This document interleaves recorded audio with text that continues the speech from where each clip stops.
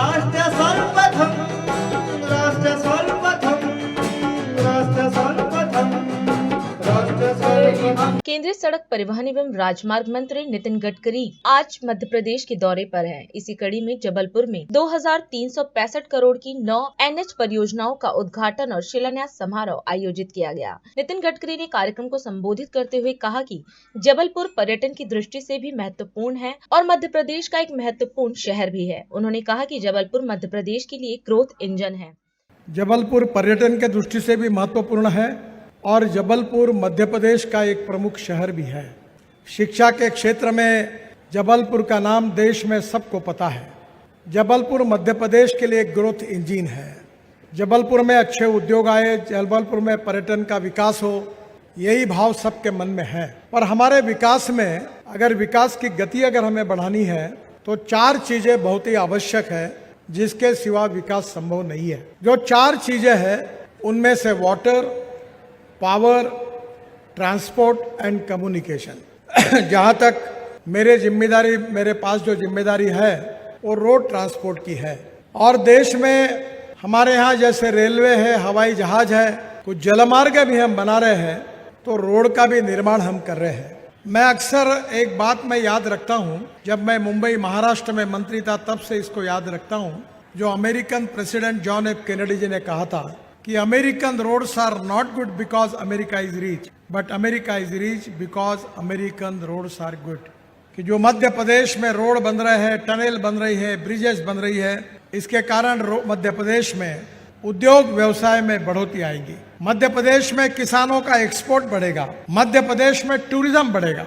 Tourism यह ऐसा क्षेत्र है कि जिसमें 49% कैपिटल इन्वेस्टमेंट केवल रोजगार निर्माण करने के लिए खर्चा होती है। खजुराहो हो, भेड़ाघाट हो, ये पूरे दुनिया का आकर्षण का केंद्र है।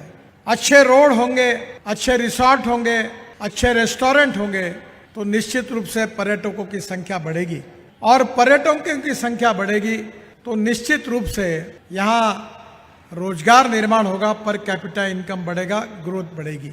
एक समय मध्य प्रदेश का उल्लेख बीमारू राज्य के रूप में करते थे, पर आज मुझे खुशी है कि मैं जब भारतीय जनता पार्टी का अध्यक्ष था तब भारत सरकार ने शिवराज जी को अवार्ड दिया था कि कृषि विकास का दर पूरे देश में सबसे ज्यादा जिस राज्य में था उसमें मध्य प्रदेश को यह अवार्ड मिला है। आज मध्य प्रदेश में कृषि क्षेत्र में सिंचाई का भी प्रमाण बढ़ रहा है और जितने प्रमाण में सिंचाई बढ़ेगी उतने प्रमाण में कृषि उत्पादन भी बढ़ेगा। प्रधानमंत्री जी का सपना है कि $5 ट्रिलियन की इकोनॉमी बनानी है। प्रधानमंत्री का सपना है आत्मनिर्भर भारत बनना है और दुनिया की तीसरी सबसे बड़ी अर्थव्यवस्था के रूप में भारत को पहुंचाना है। अगर ये हमको करना है तो हमें निश्चित रूप से कृषि क्षेत्र का भी विकास करना होगा। आज के इस अवसर पर आप कई सौगातें लेकर के आए और ये बात सही है, नितिन जी ने जब पहली बार पीडब्ल्यूडी मंत्री के नाते से जो काम संभाला था, ऐसा लगा कि कोई मंत्री किस प्रकार से काम कर सकता है।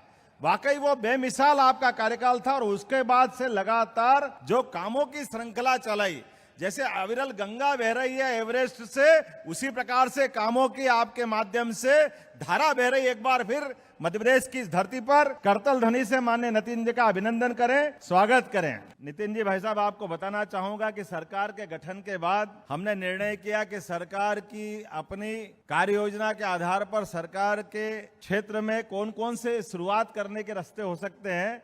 तो हमने निर्णय किया कि महाकौशल वो क्षेत्र है जहां विकास की सर्वाधिक संभावना है। इसलिए कैबिनेट की पहली अगर बैठक हमने कहीं की है तो रानी दुर्गावती की नगरी हमारी अपनी इस जबलपुर में की थी।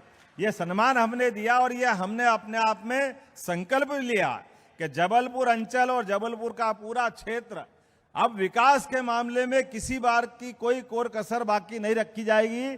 इसी नाते से हमने कोशिश की, पहली कैबिनेट करने के साथ पहला संकल्प लिया, रानी दुर्गावती का, अवंतीबाई का, ये पूरा बलिदान का क्षेत्र उनका अपना कार्य क्षेत्र रहा है और उसी नाते से हमने कई सारे कामों को हाथ में लिया है।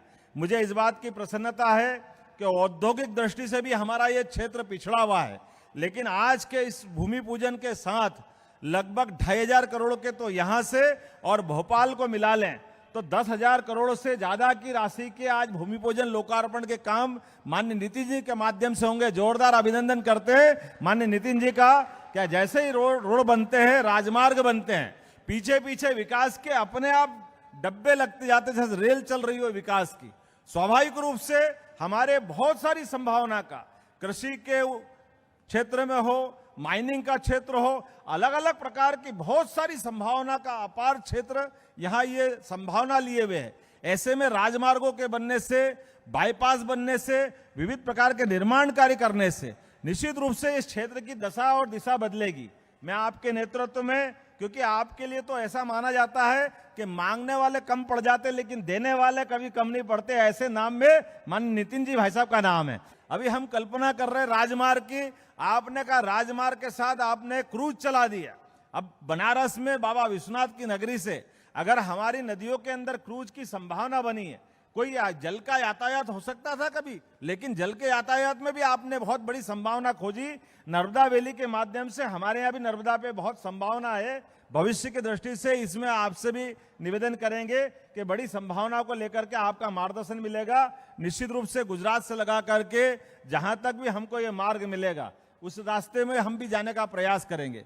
आपने रोपवे की भी नई सौगातें दी है, एक नहीं कई कई जगह, बाबा महाकाल की नगरी हो या आपने सागर का बताया, हर जगह नए तरीके से नए दौर में ये 21 शताब्दी का भारत है और आपके नेतृत्व में निश्चित रूप से अमृत काल में ये जिस प्रकार की सौगातें मिल रही है इसकी कोई कल्पना नहीं कर सकता है। मैं अपनी ओर से ऐसे सारे क्षेत्र के नागरिकों को भी बधाई देना चाहता हूं और ये सौगातों के माध्यम से हम फिर संकल्प करेंगे कि आने वाले समय में इससे बड़ा कार्यक्रम आपकी मौजूदगी में पुनः लोकार्पण का होगा और भूमि पूजन का होगा।